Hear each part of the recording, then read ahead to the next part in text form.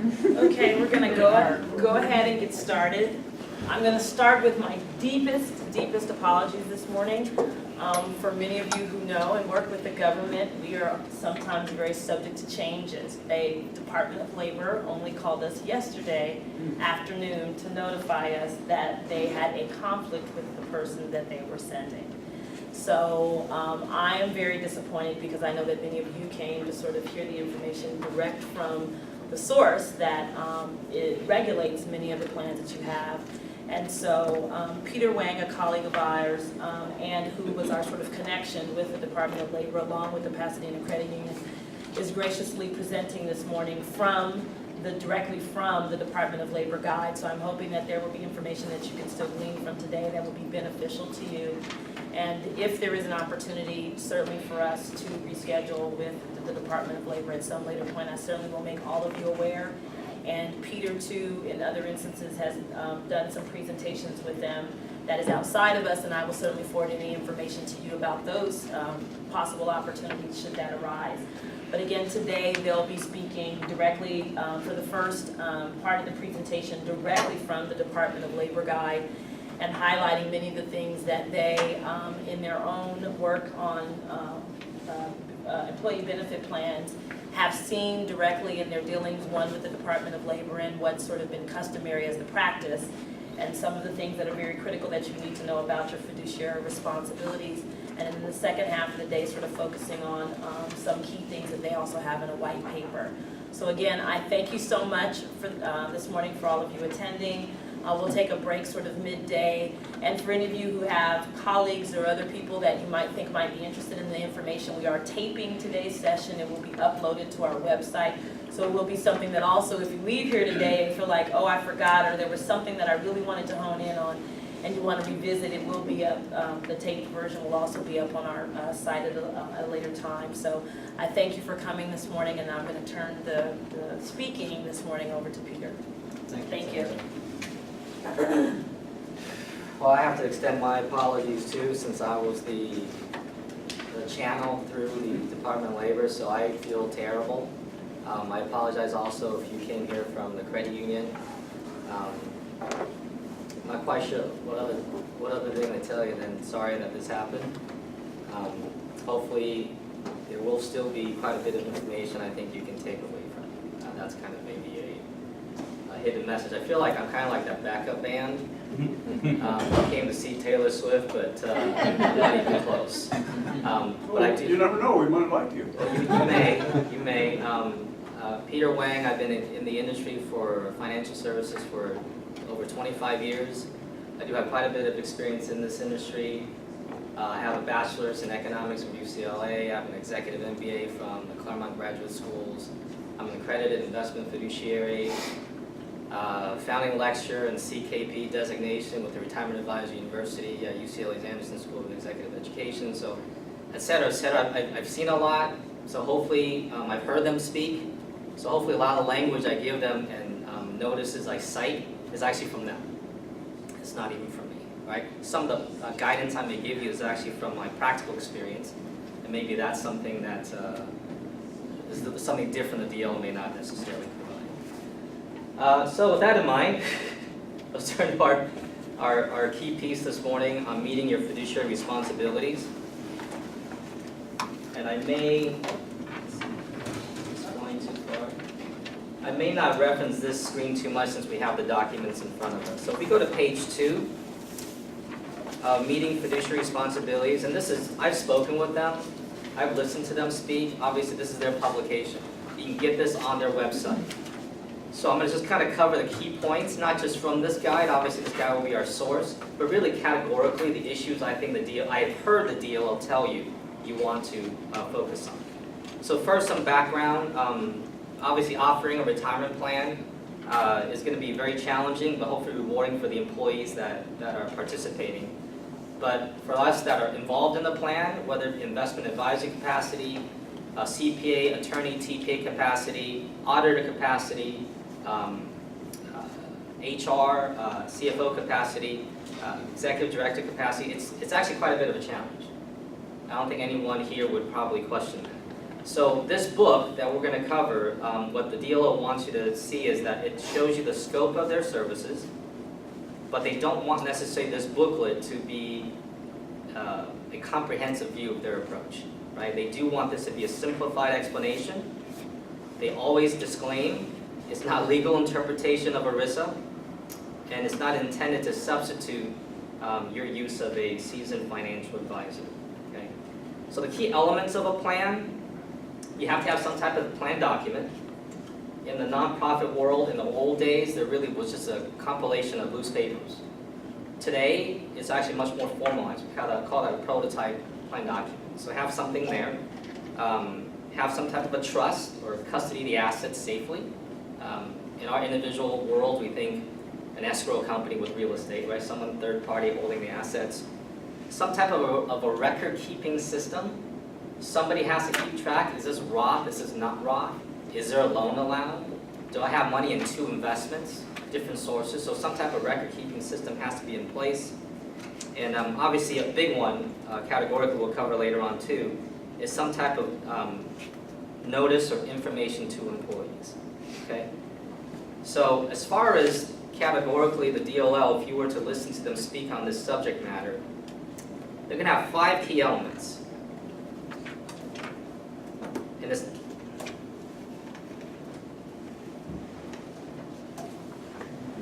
I have this on cap.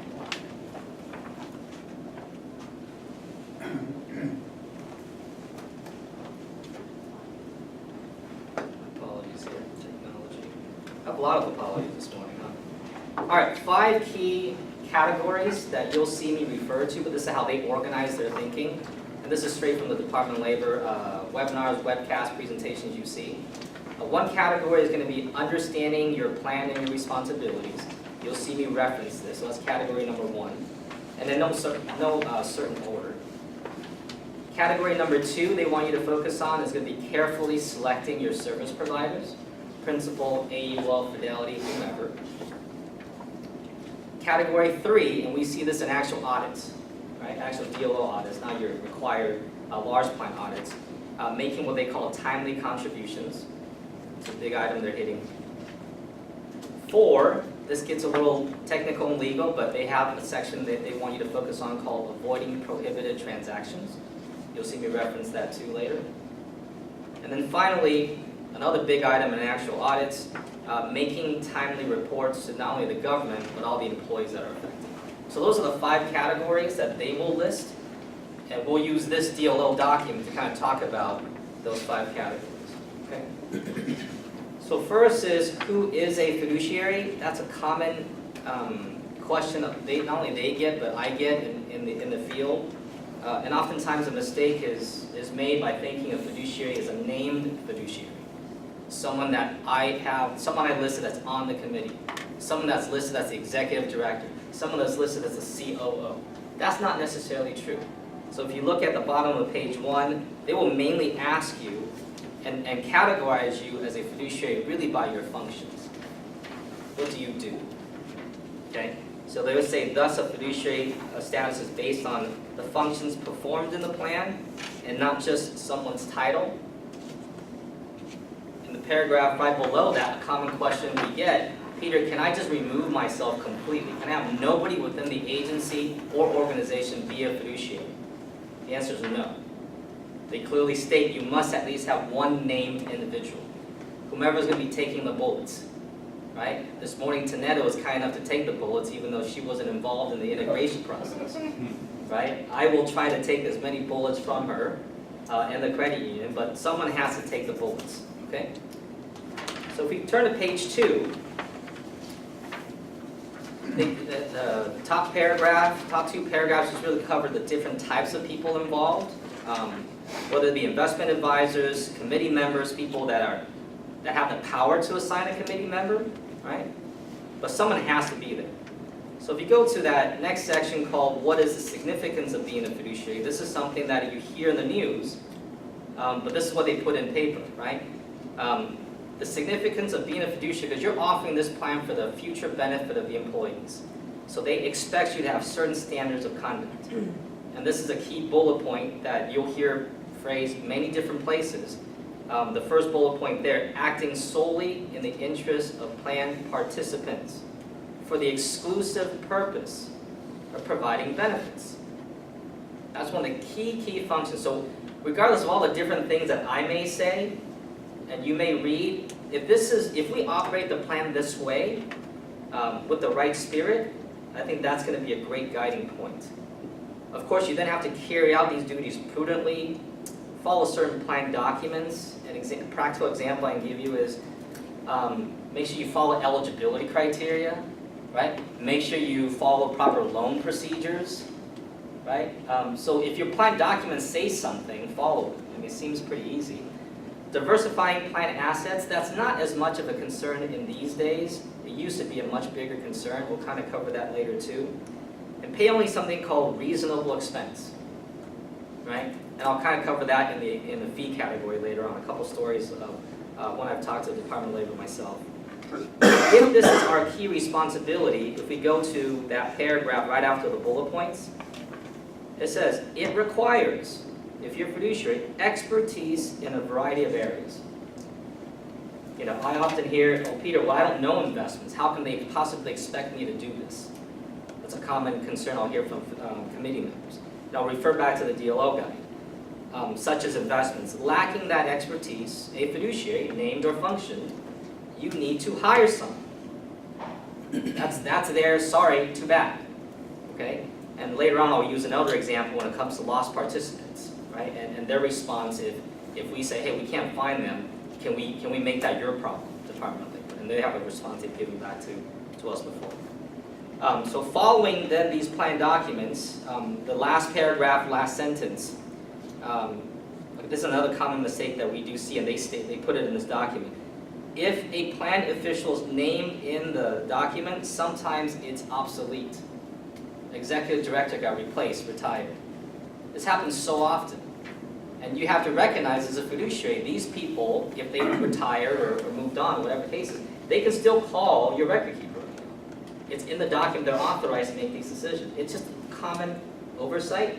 So as we do even the Harrington employees, as you do the audits, just make sure, ask the clients, are you guys sure that this thing is current? Because I noticed that there was a change. One of the nonprofits I'm the advisor on, they had a change in the executive director. Now there's an acting executive director. So we have to make sure those documents are up to date. Page 3, diversifying. This is something that's happened in an actual plan audit. You want to make sure you diversify investments, but they put in the last sentence of that very first paragraph, fiduciaries will want to document their evaluation investment decisions. And I'll tell you, a common mistake is when you do the audit or have the audit with the Department of Labor, well, how are the investments doing? Well, they're doing just fine. Well, how do you know they're doing just fine? Well, my investment advisor said so. That's not good enough. As a fiduciary, it's nice to have an investment advisor, at least have some base knowledge of what in the world you went through. How are you kind of monitoring it? Or that you actually looked at it. And the language that they gave me on an actual audit was piled on the floor this high. That is not, hey, this is how I monitored it. Right? But that's what happened. We're busy, right? We're busy, but at least have an understanding. They expect you to have an understanding, a prudent expert type of approach. All right. So limiting liability, of course, this is the scary topic out there, but they put it there, right? The first paragraph under limiting liability. These responsibilities have potential liability. If you don't follow them, you may be personally liable to restore any losses to the plan, or restore any profits. Let's say there are some shenanigans happening, you made some money, right? So personal liability. Second paragraph, to help you limit the liability, the big key, if there's another, one of the few takeaways you please take from today, document. Whatever decisions you make, they put it right there in the paragraph 2 under limiting liability, documenting the process used to carry out your responsibilities. What did you do? Provide something. Burden of proof is on you. Okay? But that's one way, so have some type of a formal documented process. Another way to reduce your responsibility, which often a lot of nonprofits and for-profits do, you give discretion to the employees. You give them a pool of investment choices so they can pick, right?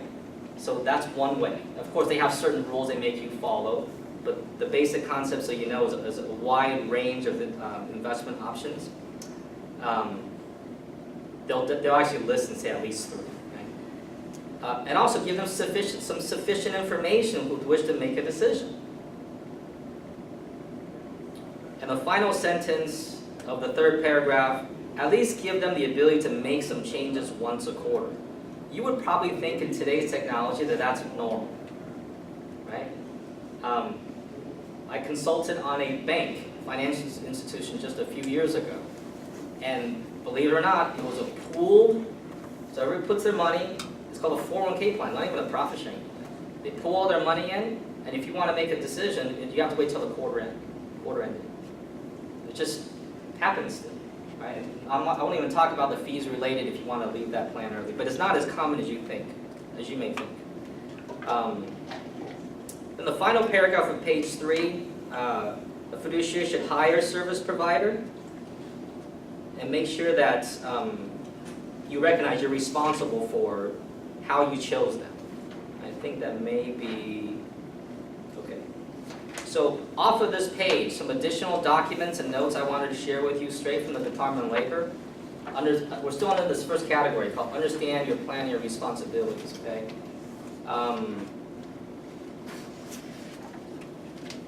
This was something interesting. This is a section code. They call it advisory opinion. So A0, AO, or advisory opinion, space 2001-01A. I'll repeat it again. A0 2001-01A. And Google that and read more details to your heart's content later. This is, the department states it specifically. This is a common mistake they find on audits, right? They call it a decision, a settler expense. S-E-T-T-L-E-R. A settler expense. So their rationale is you chose to set up this plan. They didn't make you. So if you chose to set up these plans, right, that was your decisions. If you chose to change the plan documents, that was your decision. Things that are your decisions in general is a settler expense. You cannot use plan assets to pay for it. Now, once you've established a plan, now you are acting on behalf of the plan. Filing 5500, administration, that you can use expenses. So when I read off to you an actual Department of Labor audit letter later, you'll see they're actually asking you to provide documents. So it's meaningful that I thought from DLL that they have this advisory opinion. Make sure the expenses that you're paying are not settler expenses, especially if it's from plan assets, right? A couple other inquiries related to fiduciary responsibilities. A field assistance bulletin. They call it FABS, F-A-B, so Field Assistance Bulletin. And this is 2014-01. 2014-01. Anybody here have a common problem locating terminated participants? Their letters come back? It's common, right? So DLL says, well, guess what? We have put in writing what you should do.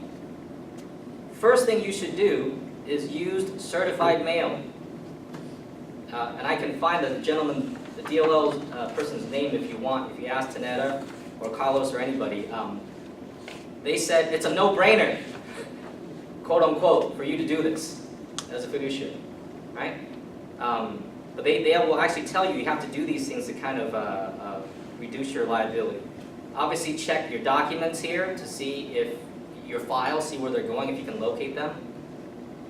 Very common one they tell you, but it's oftentimes ignored, is look at their beneficiary statements you have on file. Call them if you can't find them. Demonstrate, document, right? Documenting the process. What are you doing to locate them? use some free electronic search tools out there. And if you're going to use a tool that charges a participant and deducts their account, make sure that's reasonable. If they have $100 in the account and the search tool is $95, I mean, kind of put on that hat, but they're stating these things. If you do all these things, and then you still can't locate them, of course, they say, well, fine, you can make some type of a distribution to a mandatory IRA. So look at your plan documents if that's something that kicks in automatically. If it doesn't, maybe consider it. There are situations sometimes that there are providers out there that won't even take this IRA. It's too small. So what do you have? What options do you have? And this is the comment I alluded to earlier. There was a question posed. Can we just send a letter to you guys and make it mandatory 100% withholding? You know how right now if you take a distribution directly from the plan, it's a mandatory 20% withholding? Why can't we do 100% withholding? Right? And so DOL's response was, you can't dump this on us. That's still your responsibility to go through this. Okay. Another interesting thing under fiduciary, then we'll finish that area. And this makes sense, but we have to recognize that the DOL has something called a co-fiduciary liability. And that's on top of page 4. It's just called, they say other plan fiduciaries. But it's really co-fiduciary liability.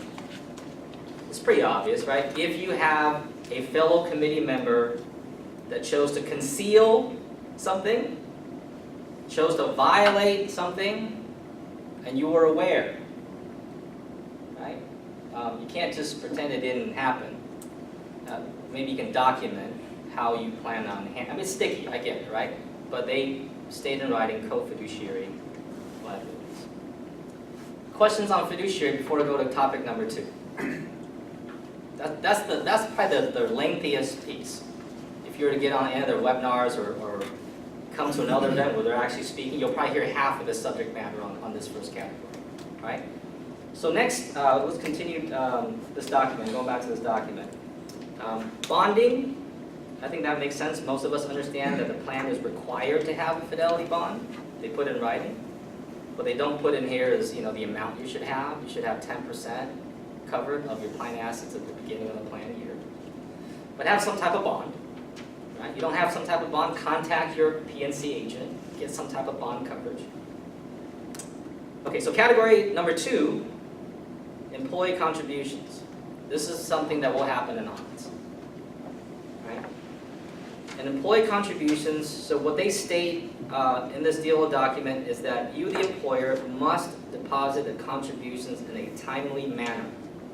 And I'm going to focus first on employees. Employees' personal deferrals. I'm not yet talking about employer matching contributions.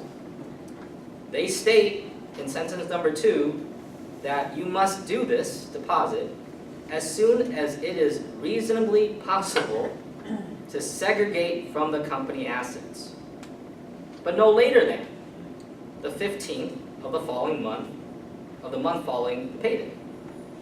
So translation, we took it out of their paycheck today.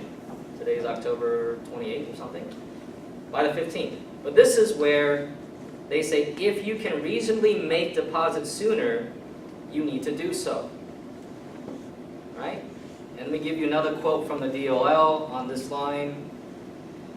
Making timely contributions. They state